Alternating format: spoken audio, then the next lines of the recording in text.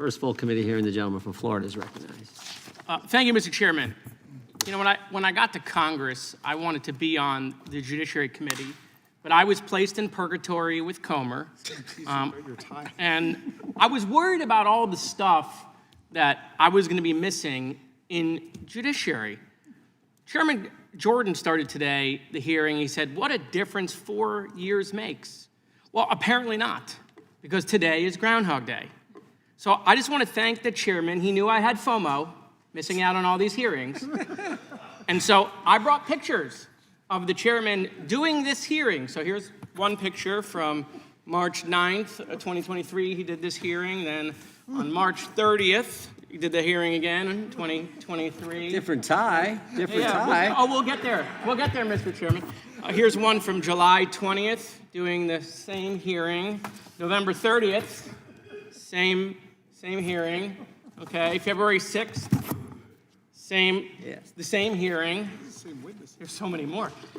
April 11th, identical hearing. And finally, May 1st, the same hearing. So by the way, anyone keeping score, the chairman wore a red tie, 4 of those hearings, a yellow tie 3 times. But today, at the 8th hearing, we are even now.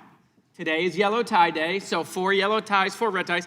I tried to match you, Mr. Chairman, but mine's a little more gold. I will work on the hue, but it is the golden age. The golden age.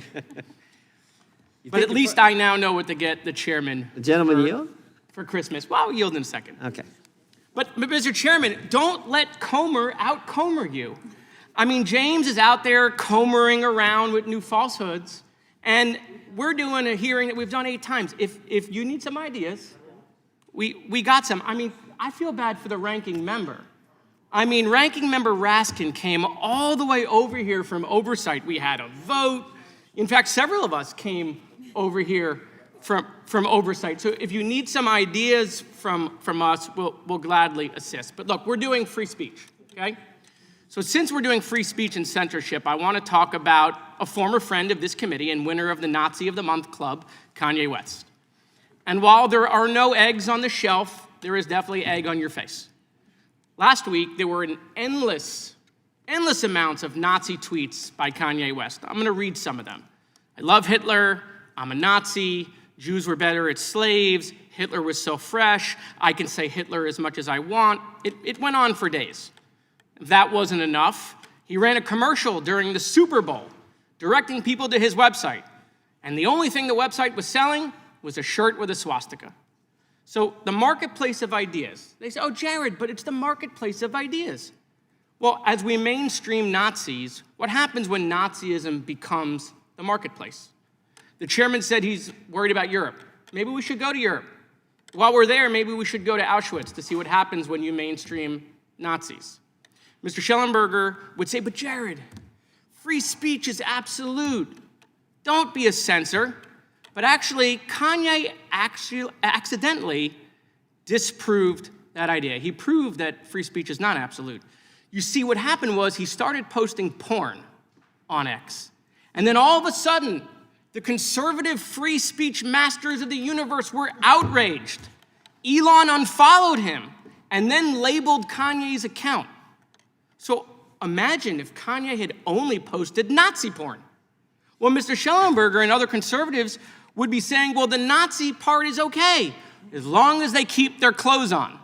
So remember, if you're a Nazi, just keep your SS uniform on. Don't take it off, because that's when we're going to get to censorship.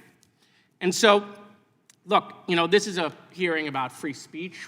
My colleague from Texas said nobody blamed Biden for the cost of eggs, and he has every right to say it because it's free speech.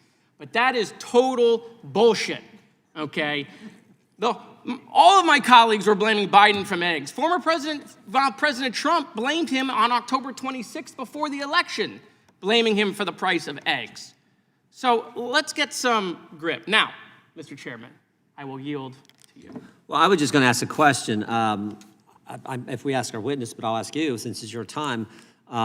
If you're going to have 8 hearings on something, I can't think of something much better than protecting the fundamental liberty that makes this, as Ms. Subramanian said last Congress, That is the hallmark of Western civilization, the ability to debate and protect the most fundamental right we have.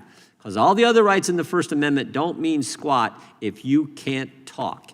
And that's what we're defending. So we should have maybe had 9 or 10 hearings, because the First Amendment and free speech is so darn important. And I would just maybe ask Mr. Schellenberger, Mr. Teichman, you think we could have more hearings on something this important?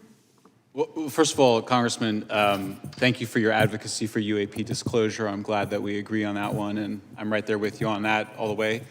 I'm with the Supreme Court on this issue of Nazism, aren't you? I mean, do you disagree with the Brandenburg decision? So the answer... And the Skokie ruling? Reclaiming my time. I know we're over, Mr. Chairman, so I'll land the plane for you. What you're describing is a time when 2 or 3 or a dozen Nazis could march in a neighborhood. Things have changed dramatically when a Nazi with 30 or 40 or 50 million followers can build a whole platform behind being a Nazi. You don't have to listen to me, look at the data with what's going on in anti-Semitism in Europe and in this country. That's not happening because 20 Nazis marched in a community. It's happening because we're allowing it to proliferate in an online platform. And so I would say, Mr. Chairman, you're right. Freedom of speech is super important. But you guys won the election. I've never seen a team win the game and then go out and be like, the refs. You guys won. It's over. But do you think... We lost. Biden's back in the basement where you say he lives. You know, we're good. But Congressman, do you really think that the founders meant for a new media technology like radio or telegraphs to change the First Amendment? I mean, did they write the First Amendment and say, well, but if a future technology comes along like the telegraph or the television, the radio, then we're going to go ahead and get rid of the First Amendment? Oh, no, we're not getting rid of it. But why Time of change the it? gentleman has expired. We got others. Looking forward to more talks later. Yes. The gentleman from Texas.